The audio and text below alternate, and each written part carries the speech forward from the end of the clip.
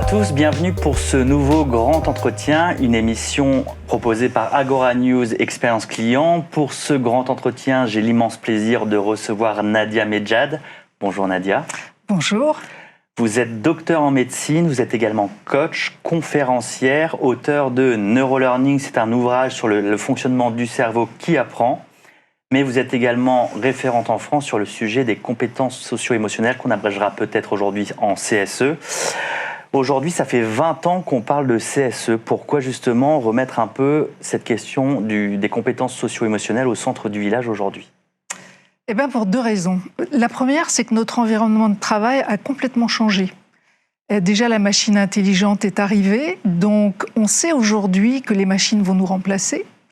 Or, il y a un domaine où elles ne sont pas prêtes de nous remplacer, c'est sur les compétences qui tournent autour des émotions, qui utilisent les émotions. Voilà, si je veux motiver un être humain, si je veux lui donner envie de collaborer, si je veux le rendre créatif, tout ça, ça s'appuie sur des émotions. Le fidéliser, etc. Voilà. etc. Et aujourd'hui, très concrètement, comment on peut définir les compétences socio-émotionnelles ? C'est quoi, très concrètement ?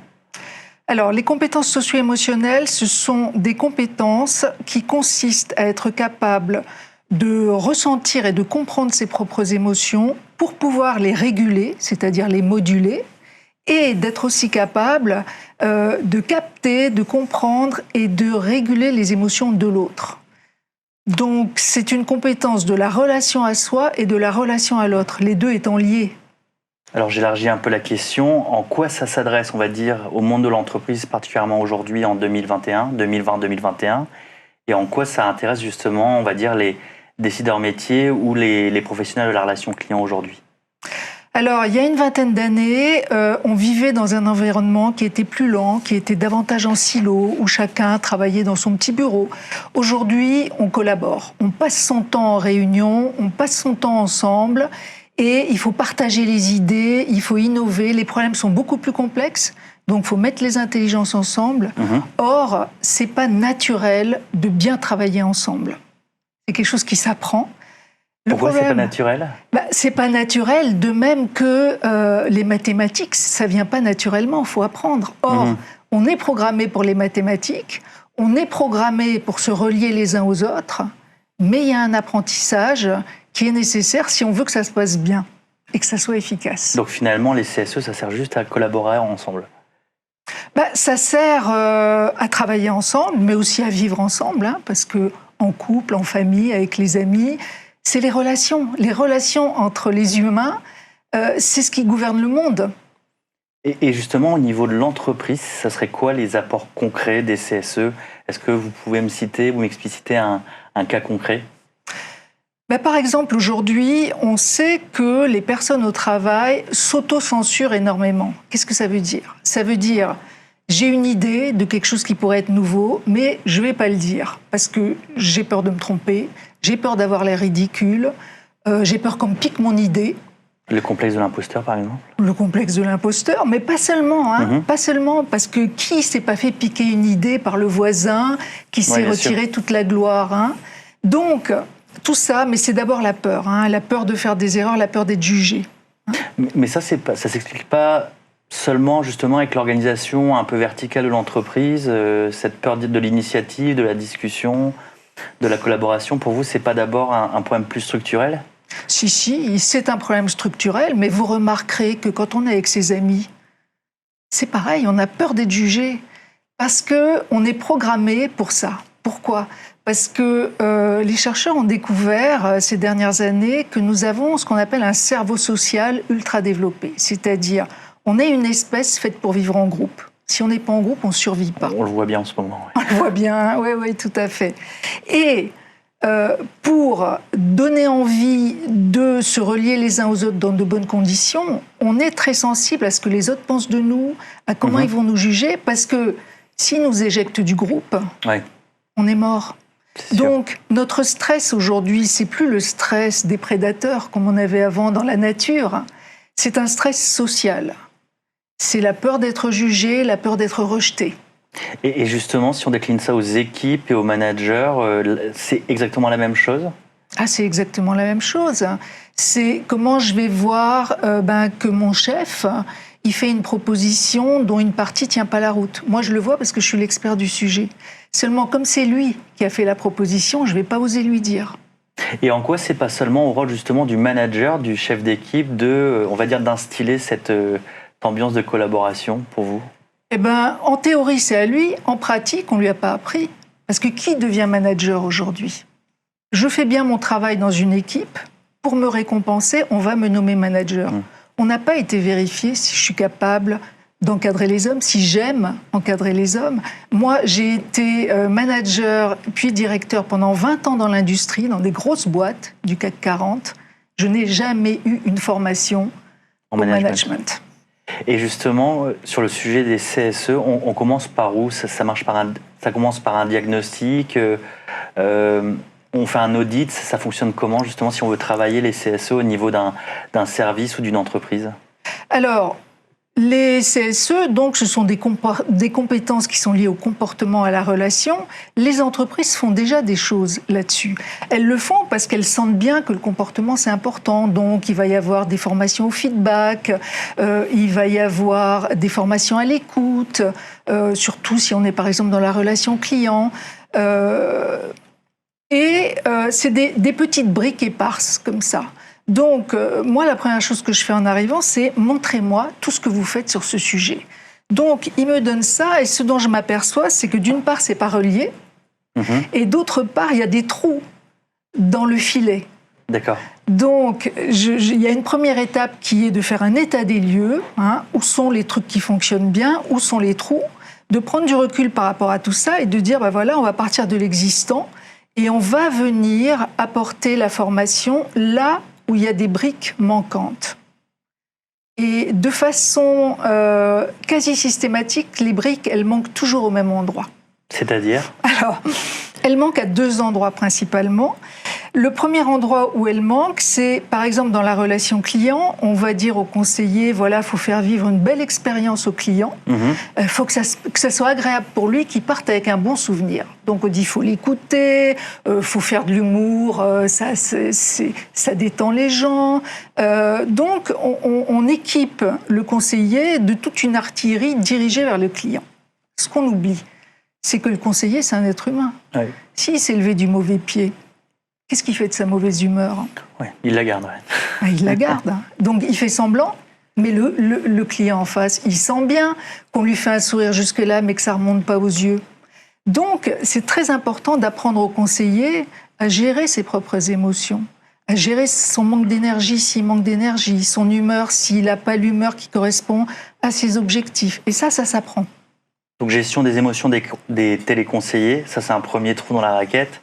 Vous disiez qu'il y avait aussi d'autres, on va dire, d'autres trous systématiques. Vous pouvez en dire un peu plus? Oui, il est justement dans le management, dans le manager du conseiller. Parce que le conseiller, en matière d'émotions, qu'est-ce qu'il fait?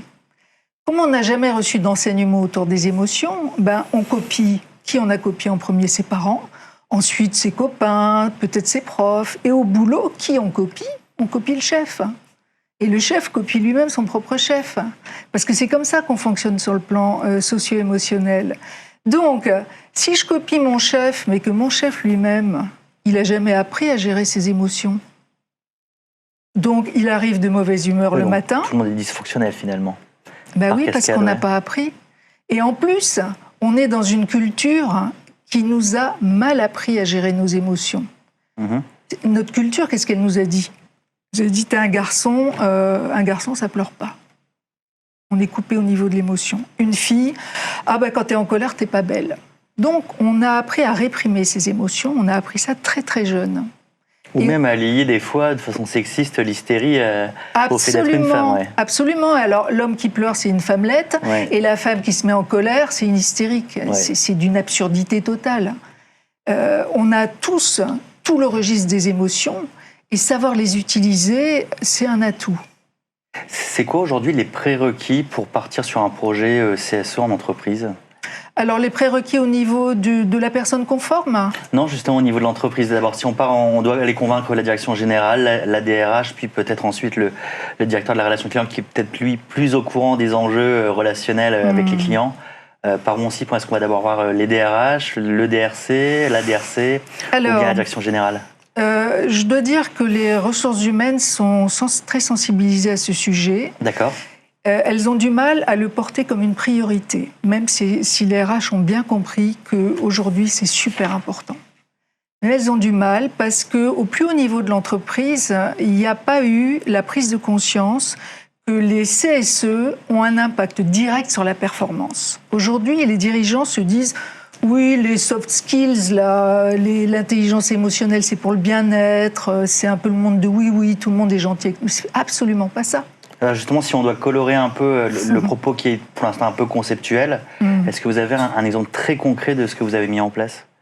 Oui, par exemple, dans une grande entreprise française, dont je ne donnerai pas le nom, justement au service client, à la direction de l'expérience client d'une grande entreprise française, on a fait appel à moi parce qu'ils voulaient aller plus loin dans justement l'excellence relationnelle. C'est comme ça qu'ils l'appellent.